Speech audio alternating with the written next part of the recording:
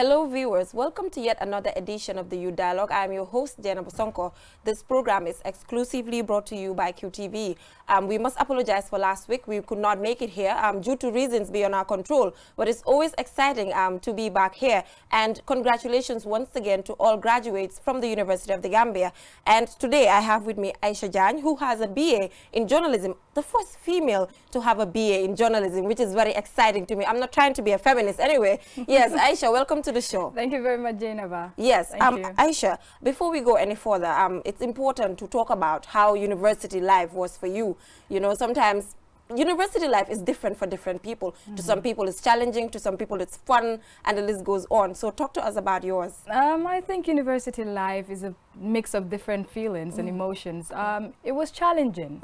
Definitely, nothing comes easy in life. You are bombarded with assignments all the time. You have to study, you have to focus, because if you don't, you will lose track of your mission. And in another way, it was fun. It was fun. You get to meet new people, you have new friends, some become family, and yeah, it was amazing. It was amazing. Any tough challenges at the University of the Gambia, especially School of Journalism? There was a few challenges, obstacles in the way. When I first started at the university in 2014, when I started, it wasn't easy.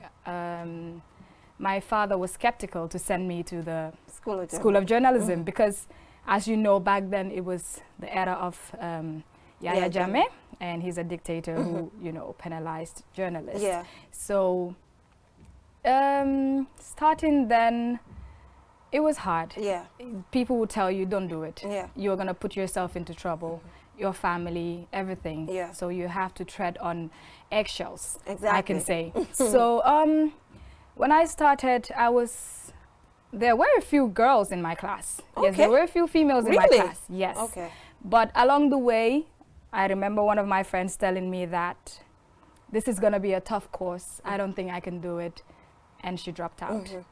It was sad. I tried everything to convince her to stay, but she dropped out. I think part of the reason why she dropped out was because in my class, we were the only inexperienced journalists. I just came from high school. No experience at all in the work field. And everybody else in my class, the males, they all were, you know, working in various institutions. So that was very intimidating, I can say. So I don't blame her, but she could have pushed on. Along the way, life happens. Some got married, went away, you know. But I tried to stay motivated and pushed on. It was hard because sometimes you realize that you're given certain tasks, you have no idea where to start from. And you see your colleagues flowing. I know that feeling. They were flowing. Everything was so easy. This is what they do day to day, every single day of their lives. So you have to catch up. But that didn't, you know, I was still motivated. I tried my best, and here I am. You talked about motivation, and you talked about the era of Yahya Jammeh. We all know that a lot of young people who wanted to study journalism at that time, their parents did not agree. Of course. And you also mentioned that some people who were female dropped along the line. Something must have motivated you to stay. And something must have motivated you, even though Jammeh was here at the time that you were going to the School of Journalism, you decided to go with all the criticisms, and the list goes on. So what was that motivation there? That motivation, I could say, was my family. My father, my mother, my sisters, everybody pushed me. You know, giving me words of confidence, inspiration, and yeah. So, but I think as well, in journalism, I think journalists have a right. They're very vital in our society. Without journalists, there's nothing. So with journalists, we need to, what's the word? As journalists, we're very vital in a society. Without journalists, we have nothing. So with that, you know that you can't give up. We're the mouthpiece of society. We're the voice of the voiceless. The fourth estate, voice of the voiceless. So how can I quit? How can I quit? Even if we're intimidated, fear, everything, we can't give up. Because time will change, and as you can see now, we're in a new era. Yeah, you just have to wait. Yes. I think patience is also one thing that kept you there. Patience is key. Yeah, because at some point, some people would tell me, Jana, but when I was going to the School of Journalism, I didn't know that Jammeh would leave, but I just went ahead and did what I have to do. What you have and here we are. He's not here. He's not here. We are in a new Gambia. Of course, there is need for improvement in New Gambia anyway, in terms of journalists and the way they live. But then thumbs up still, but there's more room for... there's more room for...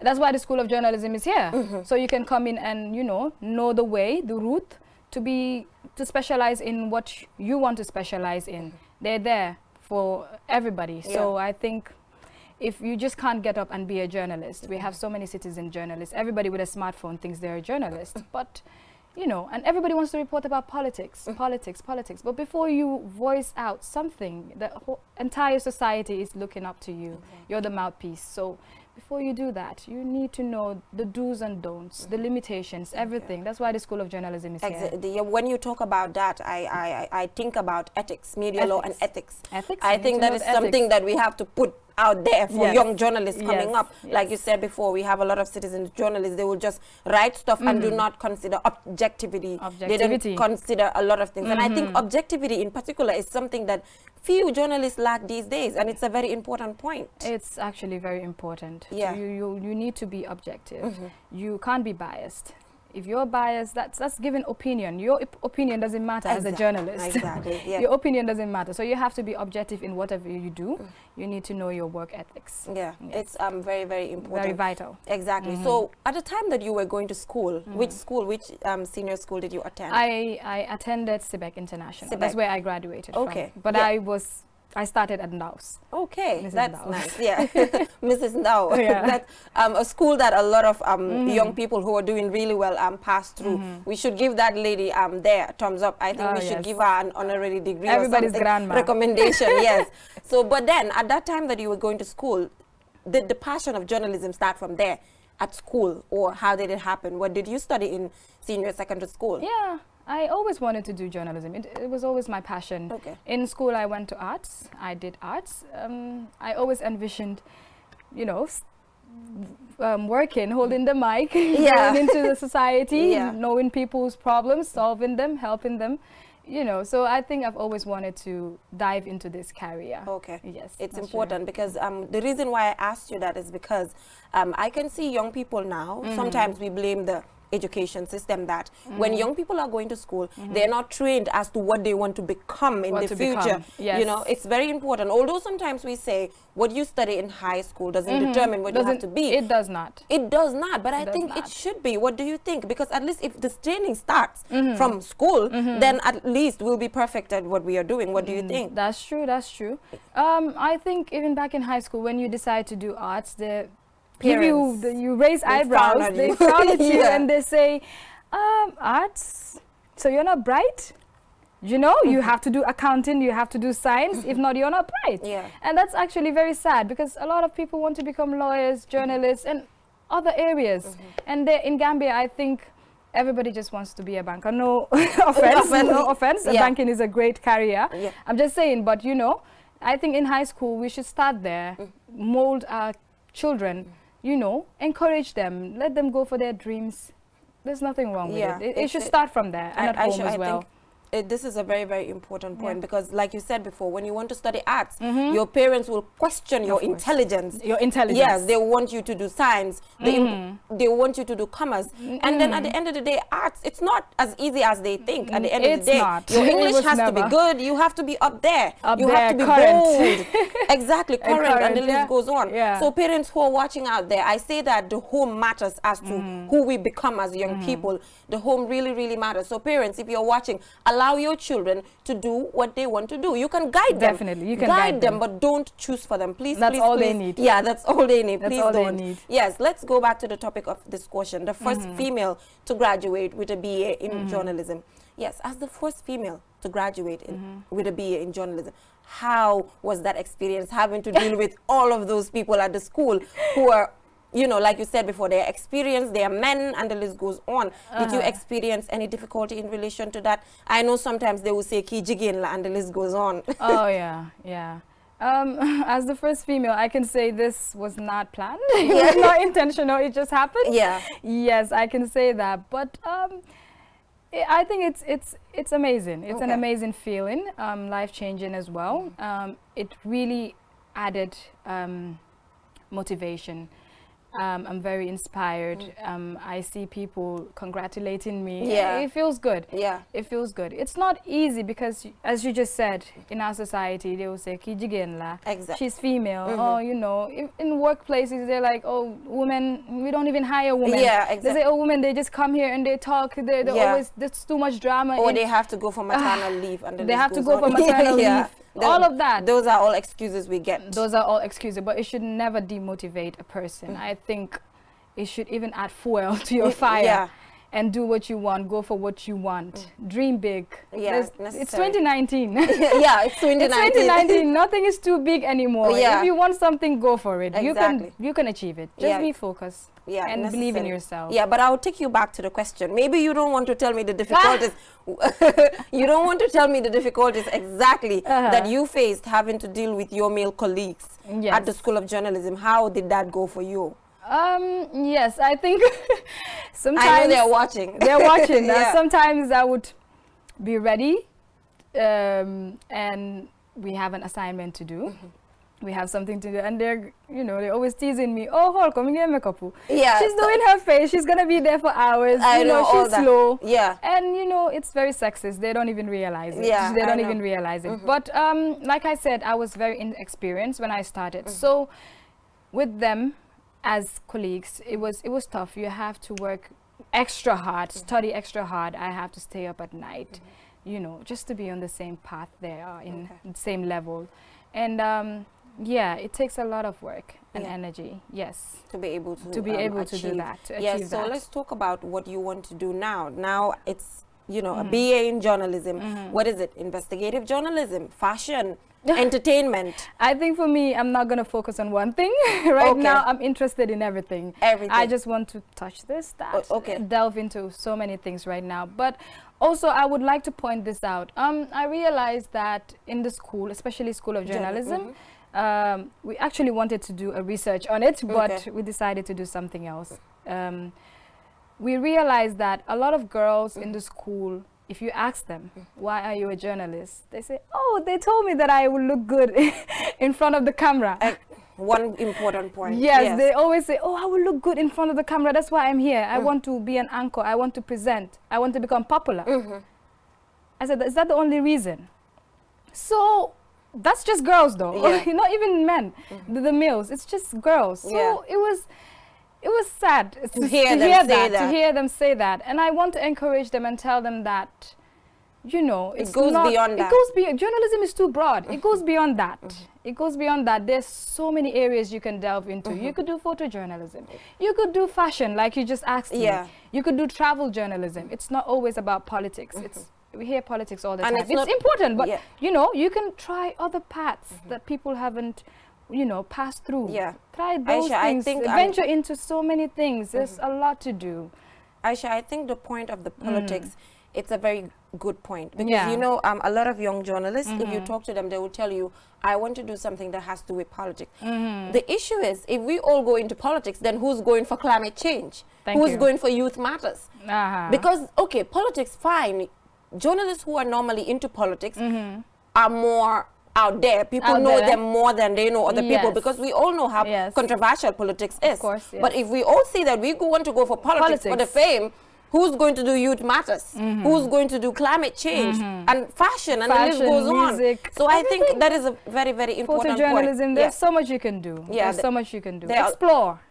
That's the word, explore. Yeah, you just have to explore and do more. Stand out, be different. Don't just follow the crowd. But then no specific area maybe that you want to focus on? I know you want to do a lot of stuff, but maybe you might just have passion for one thing maybe. Photojournalism. Wow. I have passion for photojournalism. I believe a picture says 1,000 words, and there's so much you can capture through an image. It speaks more. It speaks volumes. I agree with that. And I recently see a lot of women doing taking photos and then doing, you know, camera women. I see them a lot in town recently. I don't know who started recently, it. I don't know. Yeah, I've seen it. I've seen it too recently, but I'm so happy. I applaud them. Yeah, I applaud them. Yeah. I like that. I am so happy that I see, maybe sometime, you know, in Gambia here, when something's trending, when something's happening, everybody wants to do it. But this is a good one. Yeah. This is a good something that they are trying to follow. Yeah. Because, you know, this camera business was just for men.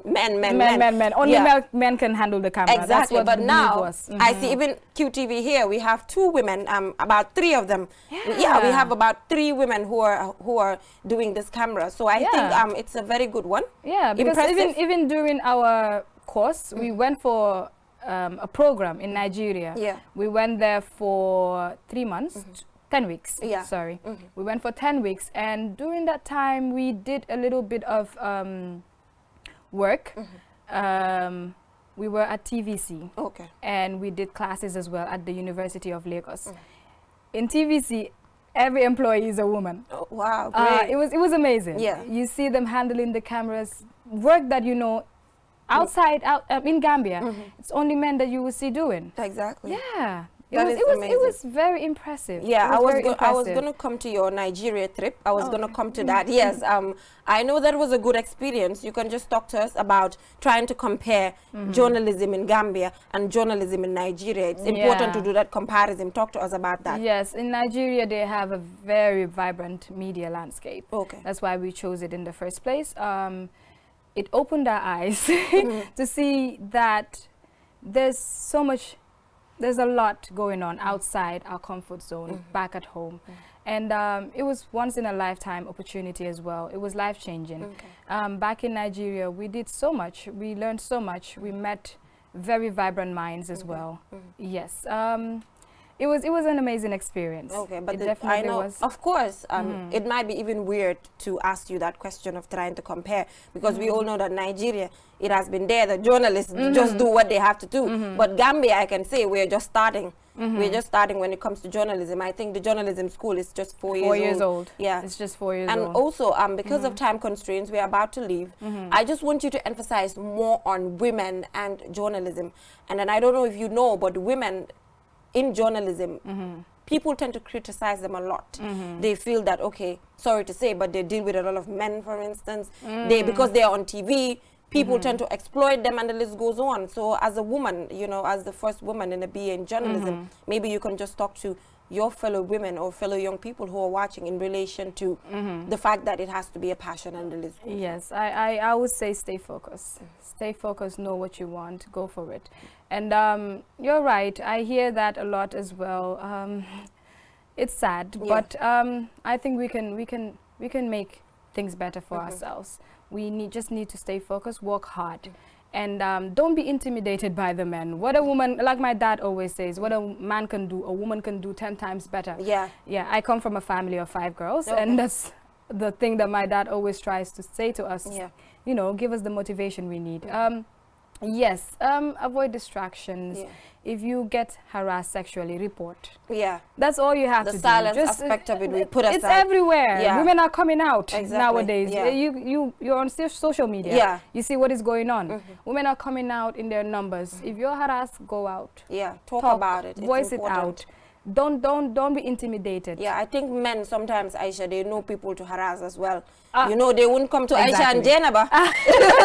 You know, so I think the upbringing at home, at home in our respective homes matter, because there are certain people that these men will not go to and harass. Of course they won't. Because these parents have raised you to be bold, to be in a way. But that's why I always say this on the show. Parents have a very, very big responsibility, you know, and I call on, I think, as young people, sometimes we should be reading about parenting, and the list goes on. Yeah. Parenting as young people. The girl child is very, very fragile. Yeah. So you have to nurture them from childhood. Exactly. From the lowest stage, and, you know, bring them up to be strong. Exactly. They shouldn't be weak. And that's what most men term us as, weak. We're not weak. We are not. We can stand for ourselves. Yeah, but it's just the concepts at home when your parents will tell you that because jigen nga do muna def li way ki goor la bay mu def ko. It's so wrong. Those kind of stuff is the reason why these people at a very early age tend to lose their self-esteem and they're not bold anymore. You know, I just feel like parenting goes beyond being just a parent. That's what I feel. It goes beyond that. You know, there's a whole responsibility attached to it. This conversation was supposed to be just on journalism, but you know, when girls meet, of course, they have a lot of they just relate too much. Exactly. We have a lot of things that we relate too much. Yeah. So due to time constraints, do you do any kind of activism as a woman? Do you fight for anything in society? Do you have any? I think every woman is a feminist. Okay. We're always fighting for our rights. Is it gender-based violence, FGM? Which one is it? FGM. FGM is that one. FGM. Okay. I think it's a very sensitive topic. Yeah. But yes, we're still fighting. Yeah, but as young journalists, it's important because, like you said, we are the voice of the voiceless. Voice of the voiceless. Very important. Yeah. Yes. Final words before we leave. Final words. Yes, I'm happy I'm here. Thank you very much for inviting me. And girls, just do you. Yeah. Do not be intimidated. Don't be scared. Go for your dreams. Stay focused. You can do it. It's a girl's world. Yeah. The world is female. Yeah. Just be focused. You can do it. Definitely. Important. Thank you so much for coming here. And I hope to see you soon walking in any media house. You see so much of me, you'll be tired. Exactly. Yeah. I would like to see you, you know, try to practicalize some of the things that you've learned at the School of Journalism, and then this goes on. I think it's high time. And I would also love to see you go for your master's degree. I will. You know, bag a master's degree in what? What plans? Still thinking about it. Okay, take your time. I will. Yeah, you should. And then, yes, master's degree is important. Even PhD, it's possible. Oh, yeah. Yes, thank you so much, Aisha, for coming. Aisha Jain there, the first female to be locally trained in the Gambia with a bachelor's degree in journalism. I think we should clear the fact that she's the first locally trained, because I know maybe there are others who travel to other universities to have degrees in journalism. So we have to make that clear. I don't want to go outside and people start telling me, Jana, but that was a mistake. So we clarify these things as quickly as possible. Yes, we'll go for a short break, but before we go, I will just tell you that we have here Alhaji Mboup, co-founder and president of Youth Movement for Employment and Violence-Free Africa. So we'll have Alhaji as soon as we come back to continue this interesting discussion. Stay tuned.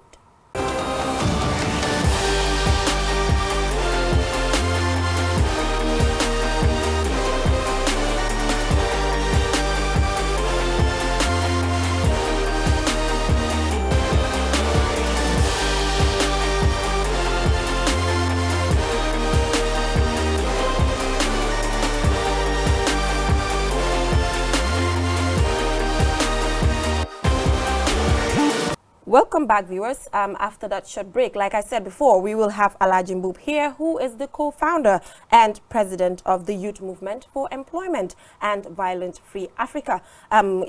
This is very, very ambitious, Youth Movement for Employment and Violence-Free Africa. It seems big to me. I don't know how best these young people will be able to achieve this, because this is a whole big thing there. But I believe, Alhaji, that is why you're here today. You will tell us how you will be able to achieve this, because it's very ambitious.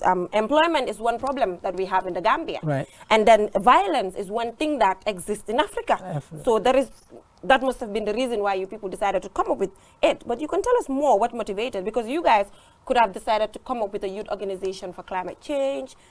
And there are other issues. A lot of other issues. Right. But for some reason, you decided to come up with a youth movement for employment and a violence-free Africa. What motivated that?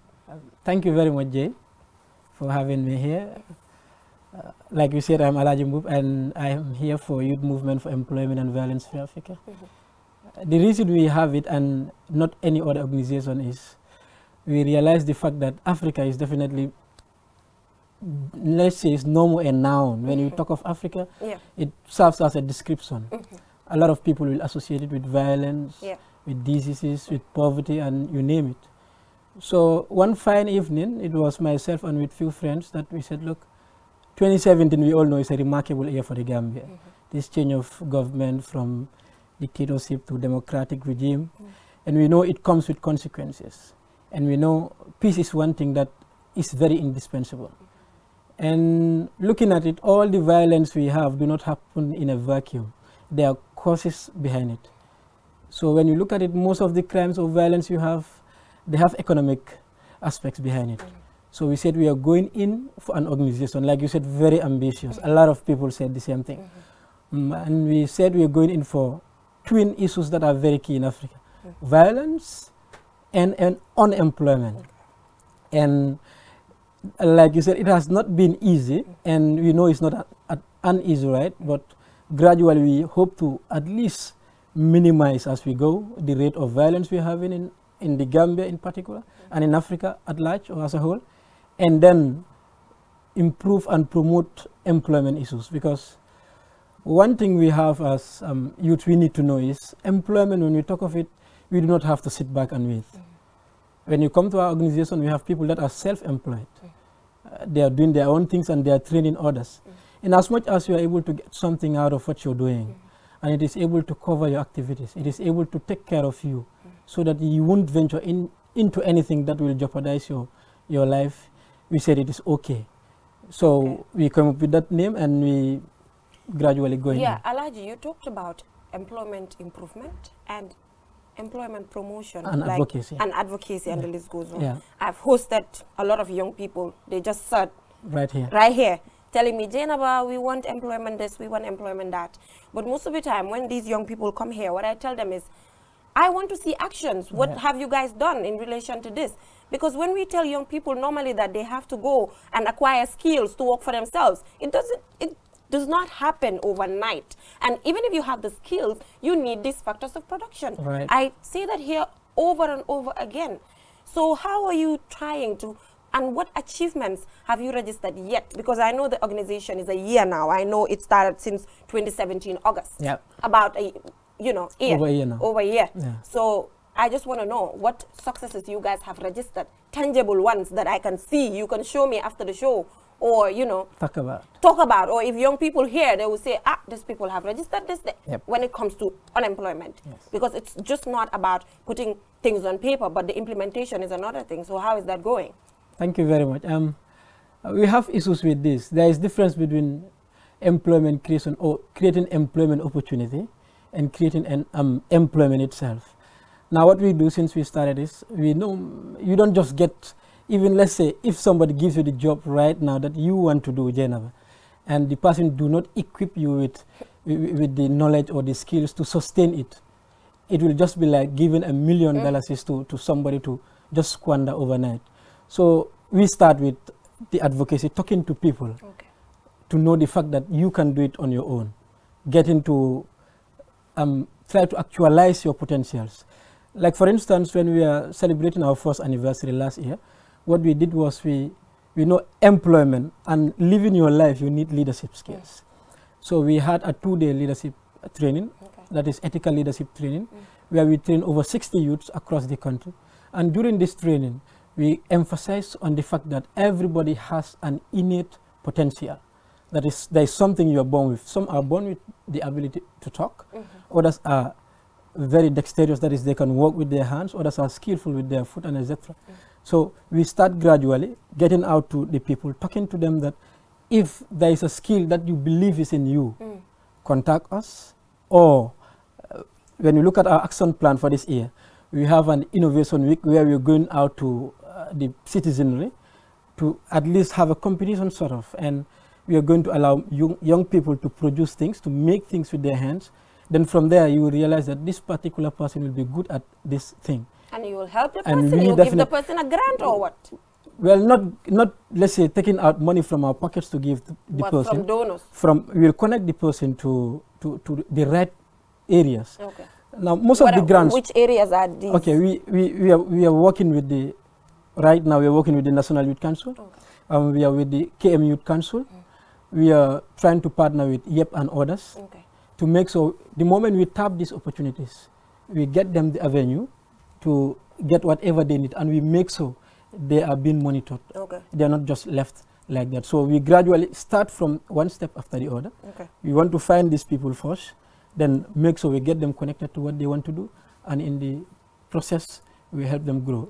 I'll give you an example. Yeah, because I need examples. I'm very particular. Very good.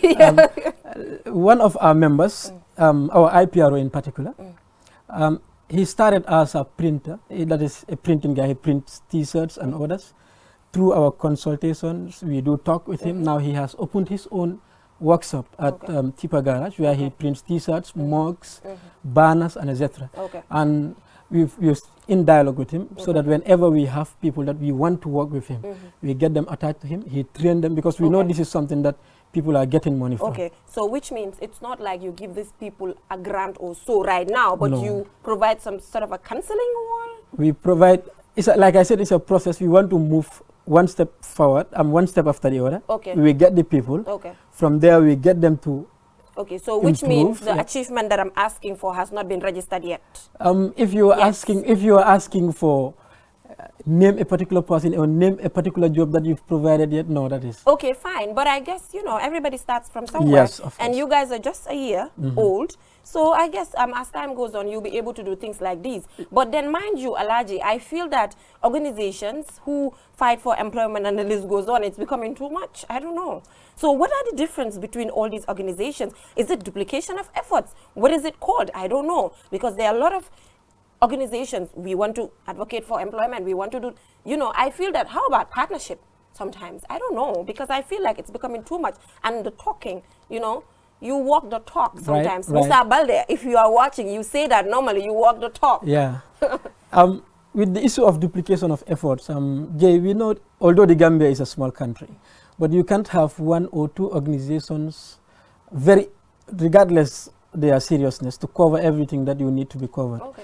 Like when we came into being, few months after we were established, we went out to reach out to the organizations that are doing similar things. We visited, because we couple peace advocacy and employment creation advocacy, we visited Peace Ambassadors, the Gambia. Okay. We visited NSGA to tell them of our existence and to learn a little from what they do. Yeah.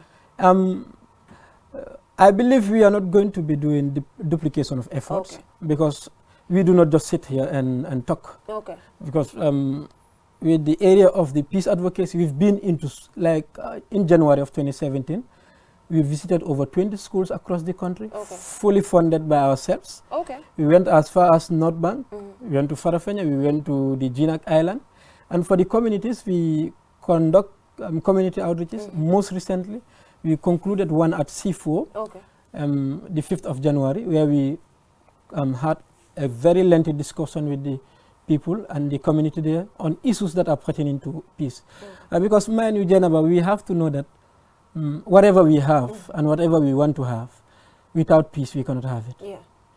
And that means we want to not sort of kill two birds with one stone, but we want to make sure we take the right steps so that whatever we are advocating for can be sustainable. Okay, yes. Alhaji, before we go to the peace aspect, let's talk about the fact that some people, it's not me, you know, we just have to make it clear. Because sometimes I have conversations with other people and they tell me, Jenaba, your youth, your young people, this, that. You know, somebody told me, Jenaba, I feel like these young people now come up with organizations to get donors from international organizations to spend on themselves. Somebody told me, I recently saw somebody driving a car. Some of these people even drive cars, build houses from these donors that they're having to run their youth organizations. Interesting. You know, this is, you know, some people allegedly said that, you know. So I said to myself, if you come here, I have to ask this, because I don't know how true this is. You start up an organization and suddenly people see you with a car, your life goes to another level. So people are trying to ask if really having these organizations is because of humanitarian issues, or is it because of yourself? Do you want to use these funding to take yourself to another level, or to take what you're advocating for to another level? Thank you. And that point you raise is very important. Yes. Because when we talk of advocacy, like the definition is changing. A lot of, like you are pointing out, is right. Okay. It is definitely Thank right. God. No, it's the people who are watching. Okay, it's definitely right. Yeah. It's definitely right. Yeah. Thank God that since we've found ourselves established, we've been funding our activities. We have the old issues are coming, because we still stick onto those. We have monthly contributions. We have registration contributions. Like, for instance, when you want to register as a member, there's a fee that is attached. And executives are doubled. When it comes to every month, there's an attachment that is charged.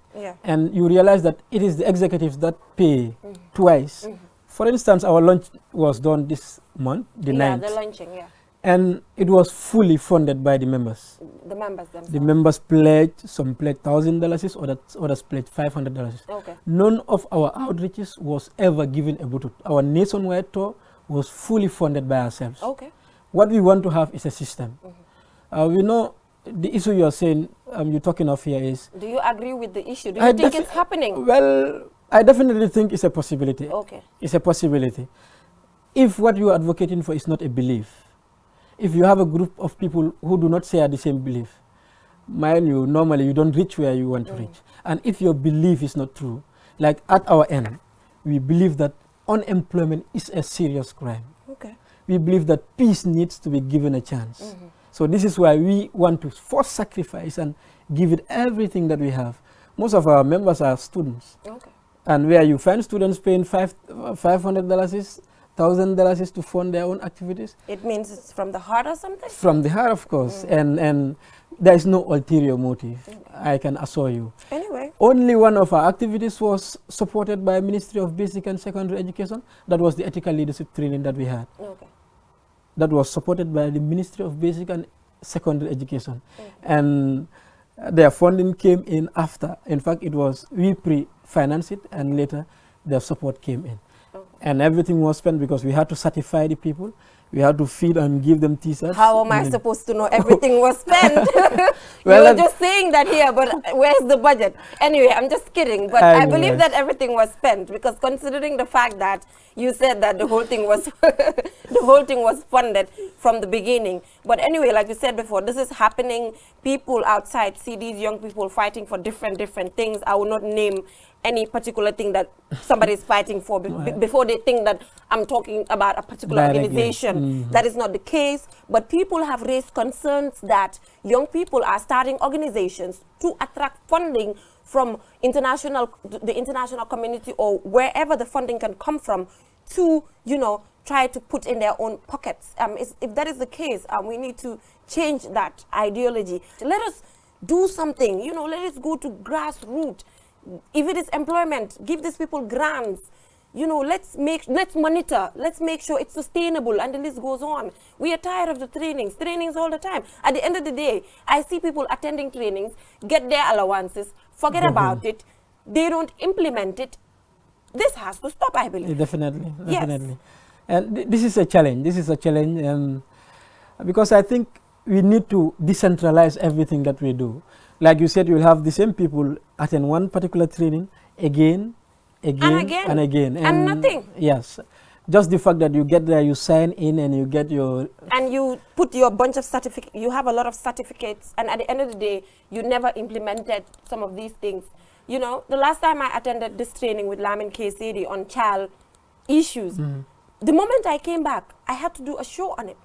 You know, I had to try to see what I can, you know, do in relation to that training. That is what is expected of everybody. But you don't attend a training and do not implement, then all of these trainings that we are organizing. In fact, I will relate that to why we also had the ethical leadership training. Okay. We had two of our members, myself and the secretary, that went to Ghana for the Yali. And we had the opportunity to be trained on ethical leadership. So we said, when we come back, at least those who didn't have the opportunity to go to attend the training, we should at least filter it down. So that was why we also had the training with them. That is exactly what we need. Well, I can remember when Musa Balde came here, I made sure I asked him, when you came back from Yali, what did you do? You know, you have to make sure when you go for these fellowships, when you come, you give back. There's a portion there, the application, there's a portion which actually asks you, if you come back, what are you going to do? Right. So which means you don't just go to this Yali and Mandela, Washington, and the list goes on for training's sake, but you go there to develop yourself and come back to your community and give back. I think, you know, that is the best thing you can do. Exactly. That is the best thing. If you are opportune, one out of a lot of people to go,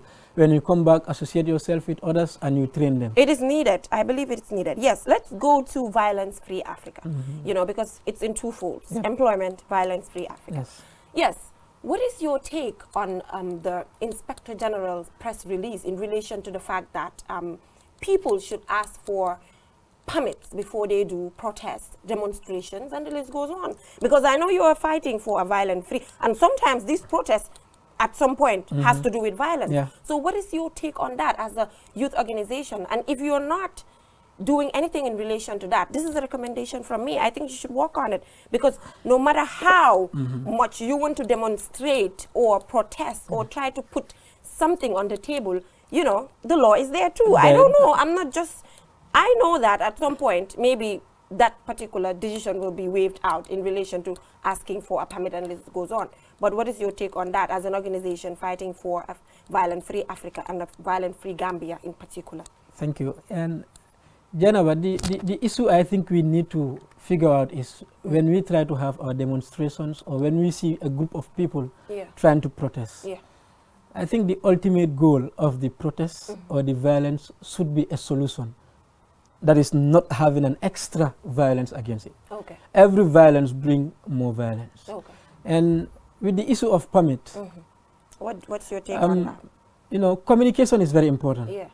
When you have a group of people that say, we want to protest and show our dissatisfaction, it is very important to have it organized in a way that you know Jenaba is involved, Alaji is involved, this other guy is involved. This is important because some people may come in and join.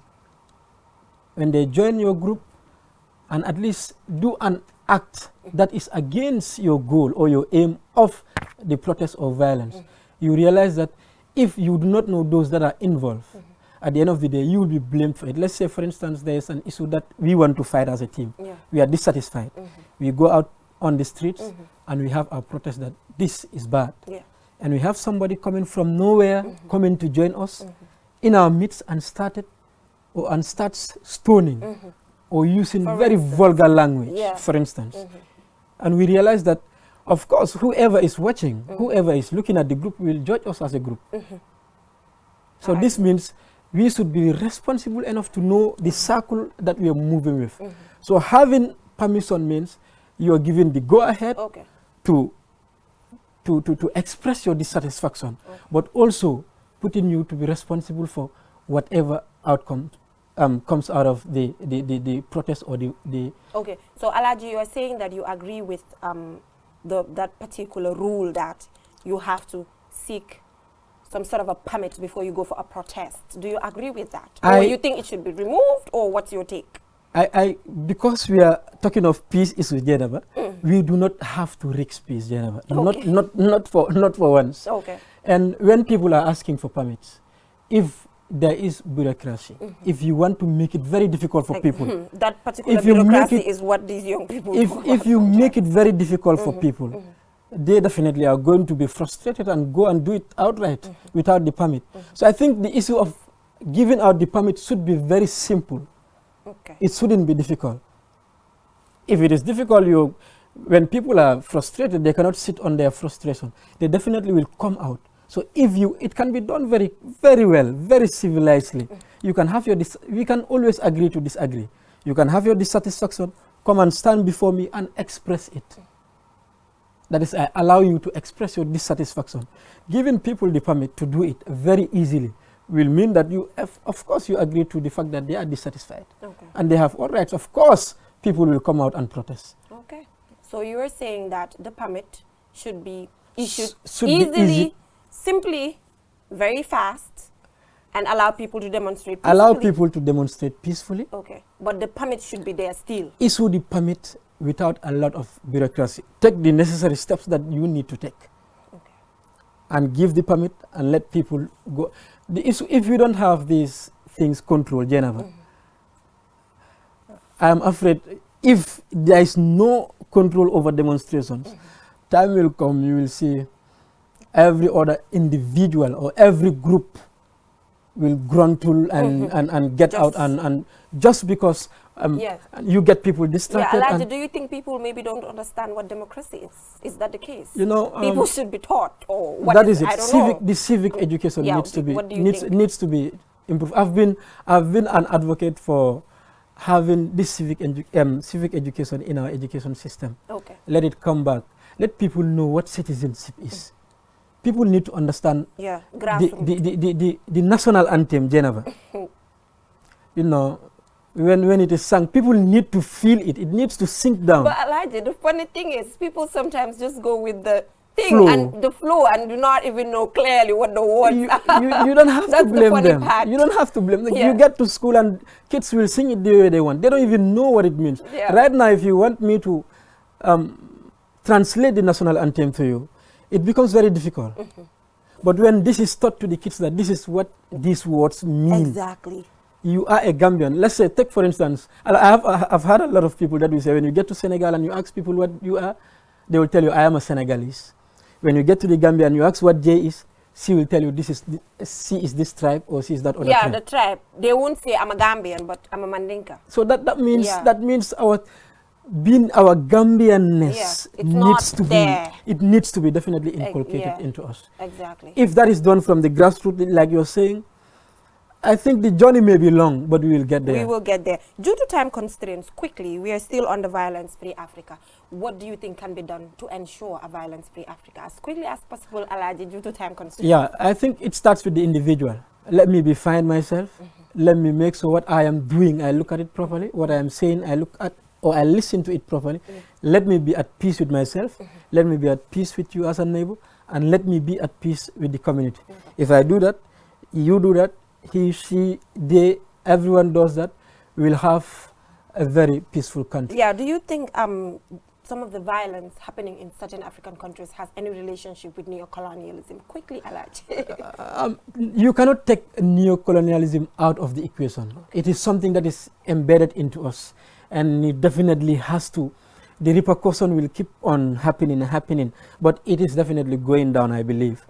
But mind you, the issue of neocolonization or neocolonialism starts with the peak. Those that are representing us, the governments, are the ones that are being injected with these doses. And when we are very compliant or complacent, sometimes people relate it to the fact that these leaders will agree to this neocolonialism because they want to stay in power. I don't know. True. Jennifer, come on, you know. Yeah. And most of them, let's say, if you are seated, if you are given a position, Jennifer, and you realize that this position I'm given, I want to and you have the support of the international community. I want to quickly use it to get rich. It is in Africa that you ask people, what is your occupation? They tell you, I'm a politician. You want to use that as a means of getting rich. At the end of the day, you will want to be protected because you know very well there's something else that you want. And being protected means those that are going to protect you will get something. Exactly. You scratch my back, I scratch yours. Yes, Alaji, final words before we leave here. Thank you for having us here.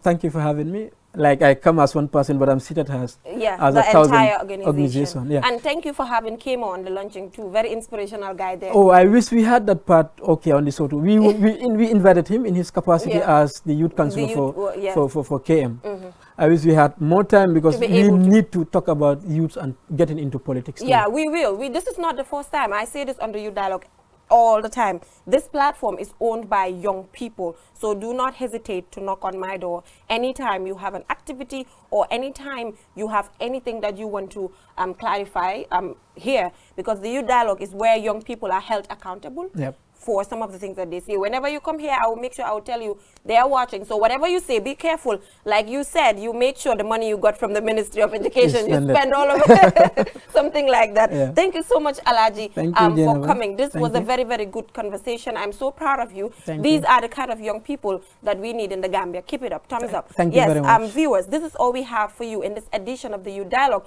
But before I leave, just to give you a reminder that this outfit is given to me by Ruby's Creation. Her numbers are right in front of the screen. Take it, call her. She will give you an outfit as nice as this or even better. Till I come your way next week. Bye-bye.